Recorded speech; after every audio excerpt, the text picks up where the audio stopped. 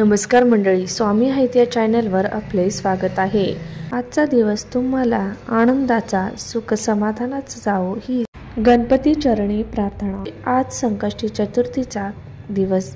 आज संकष्टी चतुर्थी हा गणपतीचा दिवस आहे असे मानले जाते। या दिवशी गणेशाची पूजा केल्याने सर्व दुःख समस्या दूर होतात, जीवनात सुख येते। दर महिन्याला संकष्टी चतुर्थी येते।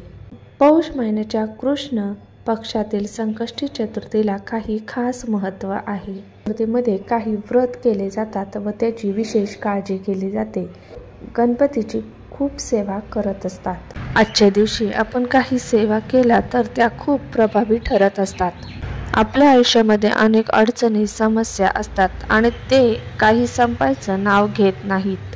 सर्वात महत्त्वाचा प्रश्न म्हणजे मुलांची प्रगती होत नाही। मुलं अभ्यास करतात, मुलं बरेच प्रयत्न करतात तरी कोणत्याही गोष्टीमध्ये सफल होत नाहीत व मुलांना वाईट संगत लागत असते। या दिवशी बुधवार आलेला आहे, यामुळे या चतुर्थीला अनन्यसाधारण महत्त्व आहे।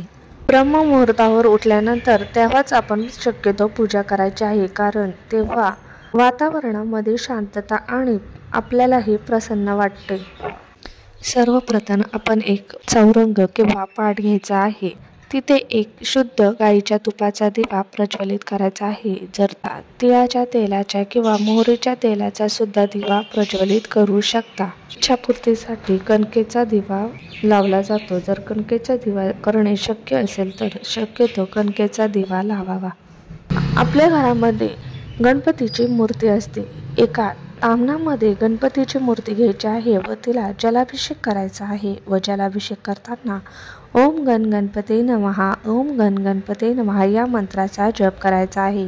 तुमच्या घरातील मुलं जर या सेवा करण्यास इच्छुक असतील तर अवश्य मुलांना ही सेवा करू द्यावी, कारण गणपती ही बुद्धीची देवता आहे आणि मुलांनी जर गणपतीला असा अभिषेक केला तर गणपती अवश्य प्रसन्न होणार।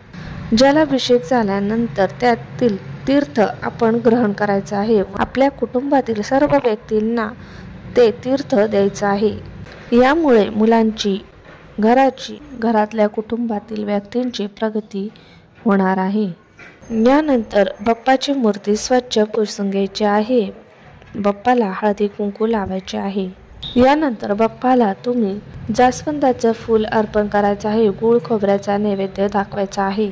गणपती बाप्पाला प्रिय असणाऱ्या सर्व वस्तू अर्पण करायच्या आहेत। आता आपल्याला एक उपाय करायचा आहे। हा उपाय काय करायचा आहे हे पाहण्यासाठी व्हिडिओ कुठेही स्किप करू नये। हा उपाय करण्यासाठी आपल्याला मूग लागणार आहेत। अख्खे हिरवे मूग 108 घ्यायचे आहेत। एका वाटीमध्ये हे हिरवे मूग घ्यायचे आहे। बाप्पासमोर आसन घ्यायचं आहे व तिथे बसायचं आहे। आपल्याला बाप्पासमोर आसन घेऊन बसायचं आहे। आता हा उपाय आई किंवा आजीने केला तरी चालेल, फक्त मासिक धर्म नसावा। त्यानंतर आपण एक हिरव्या रंगाचं कापड घ्यायचं आहे, ते बाप्पाच्या चरणाजवळ ठेवायचं आहे। आता हे हिरवे मूग आणखीन एक वाटी घ्यायची आहे व त्या दुसऱ्या वाटीमध्ये एक दाणा टाकायचा आहे। एक दाणा घ्यायचा आहे व ओम गण गणपते नमः या मंत्राचा जप करत दुसऱ्या वाटीमध्ये मूग टाकायचा आहे किंवा जे वस्त्र घेतलं आहे त्यावर ते एक हिरव्या मुगाचा दाणा टाकू शकतात। अशा प्रकारे आपण 108 दाणे गणपतीचा मंत्र म्हणून त्या वस्त्रावर ठेवायचा आहे। एक वेळा गणपती अथर्व शिष्य बोलायचं आहे। जर ते बोलणं जमत नसेल तर तुम्ही श्रवण करू शकतात। या दोन सेवा करणे अतिशय आवश्यक आहे। त्या वस्त्रामध्ये जे हिरवे मूग ठेवले आहे त्याची पुडी मांडायची आहे व ते आपल्या हातामध्ये घ्यायचे आहे। आपली जी काही इच्छा आहे, मनोकामना आहे ती गणपती बाप्पाला मनापासून सांगायची आहे। जसे की मुलांच्या अभ्यासामध्ये प्रगती किंवा नोकरीविषयी काही संबंधित समस्या, कौटुंबिक समस्या असतील, ही इच्छा बोलून ती पुढे दिवसभर त्यांच्या चरणाजवळच राहून द्यायची आहे। जर तुम्ही हा सकाळी उपाय करत असाल तर दिवसभर राहून द्यायचे आहे। संध्याकाळी करणार असाल तर अर्धा तास किंवा 1 तास ही पुडी गणपतीजवळ राहून द्यायची आहे। संध्याकाळी आपला मुलगा झोपतो त्याच्या उशीखाली ही पुडी ठेवायची आहे। रात्रभर ती पोटली तशीच ठेवायची आहे। दुसऱ्या दिवशी सकाळी ती पोटली उचलायची आहे। म्हणून तुम्हाला दुसऱ्या दिवशी आपल्या आसपास असणाऱ्या गणपती बाप्पाच्या मंदिरात जायचं आहे। तिथे गेल्यानंतर शुद्ध तुपाचा दिवा देवाला प्रज्वलित करायचा आहे. देवाला जास्वंदाचं फूल, दुर्वा तसेच हळदी कुंकू अर्पण करायचे आहेत. त्यानंतर ही पोटली आपल्याला उजव्या हातामध्ये घ्यायची आहे. त्या मुलाबाबत जी काही इच्छा आहे ती परत गणपती बाप्पाला सांगायची आहे. एक वेळा संकटनाशनम गणेश स्तोत्रम बोलायचं आहे. ही पोटली गणपती चरणी अर्पण करायची आहे.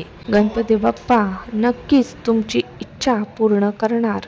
तर तुम्हाला हा व्हिडिओ आवडल्यास नक्कीच लाईक आणि सबस्क्राईब करा.